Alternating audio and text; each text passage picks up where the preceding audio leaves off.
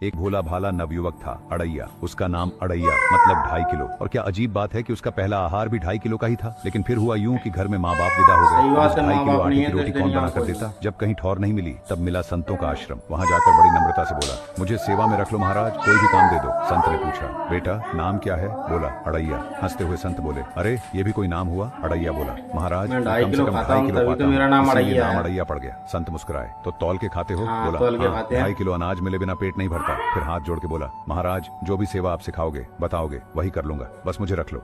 संत बोले, तुम गाय चराया करो बेटा, लेकिन ध्यान रहे हमारा वैष्णव सिद्धांत है ठाकुर जी को भोग लगाए बिना कुछ भी खाना नहीं होता। तो जब तुम गाय चराने जाओगे हम यहीं से तुम्हें अमनिया बर्तन दे दिया करेंगे। जंगल में लकड़ी बीनना, वहीं बनाना और फिर ठाकुर जी को भोग लगा कर ही पाना। पहले ही दिन अड़ैया ने जंगल में लकड़ी बटोरी, 2.5 किलो आटे की बाटी सेंकी, साथ में 2-4 आलू का भरता भी बना लिया।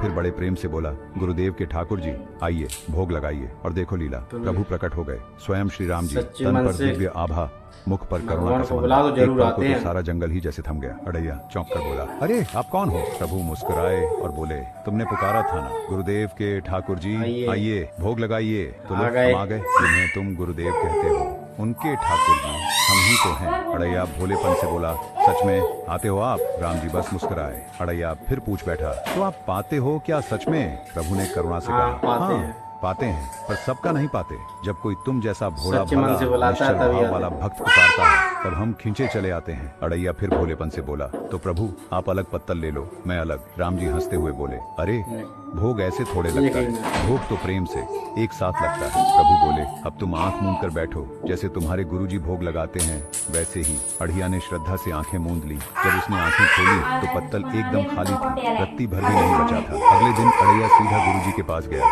बोला, गुरुजी आपके ठाकुर जी आए थे, हमारी सारी बाटी खा गए। गुरुजी सुनते ही मुस्कुराए और पूरा आश्रम हंसी से गूंज उठा। अड़ैया ने कहा, इस बार 5 किलो देना, 2.5 ठाकुर जी के लिए, 2.5 मेरे लिए। गुरुजी ने उसकी बात को हंसते हुए मजाक में उड़ा दिया और भंडारी से कहा कि जितना मांगे उतना दे दिया करो। आज जब अड़ैया ने हाथ जोड़कर कहा, गुरुदेव के ठाकुर जी पधारो, तो देखा आज अकेले ठाकुर जी नहीं, साथ में माता सीता जी भी विराजमान थीं। अड़ैया ने धीरे से पूछा, ये कौन है? राम जी मुस्कुराकर बोले, ये हमारी अर्धांगिनी है। अड़ैया बोला, तो कल क्यों नहीं बताया था आपने कि अर्धांगिनी भी हैं? ये भी तो पाती हैं। राम जी बोले, हमारे जैसा ही पाती हैं। प्रभु आराम से बैठ गए और सिया जी तो खुद स्वाद वखान वखान करके पाने लगी। जानकी जी के मुख से ऐसी करुणा, ऐसा वात्सल्य बरस रहा था कि अड़ैया कुछ कह ही नहीं पाया, बस देखते रह गया। गुरुजी से जाकर बोला, गुरुदेव आज 7.5 किलो देना। गुरुजी बोले, 7.5 क्यों?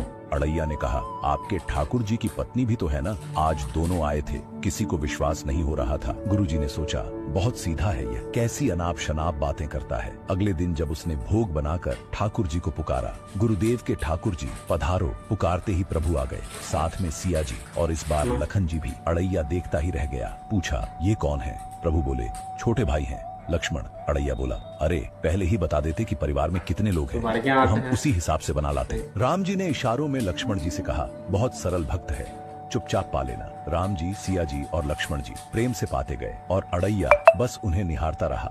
अगले दिन अड़ैया बोला, गुरुजी आज 10 किलो आटा चाहिए। गुरुजी ने चौंक कर पूछा, 10 किलो? वो क्यों? अड़ैया बोला, इस बार आपके ठाकुर जी, उनकी अर्धांगिनी और उनके छोटे भाई भी साथ में आए थे। इस बार गुरुजी के मन में शंका हो गई। फिर सोचने लगे कि अगली बार ऐसा बोला तो देखना ही पड़ेगा। इस बार जब अड़ैया गाय चराने गया तो मन ही मन सोचने लगा, कहीं आज भी कोई नया आ गया तो। आज वह बिना भोग लगाए ही हाथ जोड़ के बोला, गुरुदेव के ठाकुर पधारो। जब उसने आंखें खोली तो देखा ठाकुर जी के संग एक विशाल रूप प्रकट हुआ, गदा लिए हुए, अरुण वर्ण शरीर, मुखमंडल पर तेज ऐसा कि आंखें झुक जाएं। अड़ैया कांप गया। पूछा, ये कौन? राम जी मुस्कुराए, ये हमारे सेवक हैं हनुमान।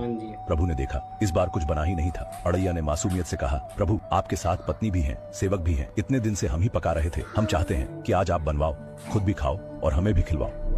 प्रभु मुस्कुराए, सीता जी की ओर देखा, वो अलबेली भाव से मुस्कुराई। तुरंत हनुमान जी को आदेश हुआ, उपला बीनो, लकड़ी लाओ। लक्ष्मण जी चूल्हा सुलगा रहे थे, सीता जी पकाने लगी और अड़ैया बोला, आप लोग बनाओ, मैं तो गायें चराने जा रहा हूँ। अड़ैया भागता हुआ आश्रम पहुंचा, गुरुजी के पास गया और बोला, गुरुजी आपको विश्वास नहीं होता था ना, आज मैंने आपके ठाकुर जी समेत पूरा परिकर काम में फंसा लिया है, आप चलिए। गुरुजी मन में सोचने लगे, जो बड़े बड़े योगियों के ध्यान में भी नहीं आते वो इस अड़ैया के सामने कैसे प्रकट हो। फिर बोले, चलो खुद चलकर देख ही लेते हैं। जैसे ही गुरुजी वहां पहुंचे, दृश्य देखकर स्तब्ध रह गए, फिर सीधा राम जी के चरणों में गिर पड़े। और बोले, प्रभु ये कैसी लीला है। प्रभु ने करुणा से मुस्कुराते हुए उत्तर दिया, जो ज्ञानी भक्त होते हैं उनके तर्क और दौलत की पकड़ में मैं नहीं आता।